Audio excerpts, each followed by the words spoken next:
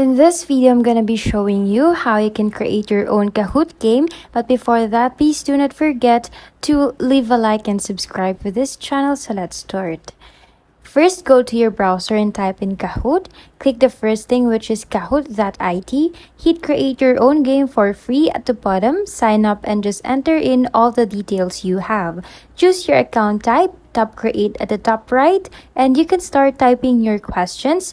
You can also drag and drop an image from your computer. You can add some answers. You can just do everything how you like it to be. You can also set the time limit. You can also select the answer options like multi-select or single select, and you can also change if it is true or false. You can change the name of the game, add the description, and just customize the rest. Hit done at the bottom and hit done again at the top right. You can now try it for yourself. That's pretty much it, guys. Thanks for watching. Till next time. Bye.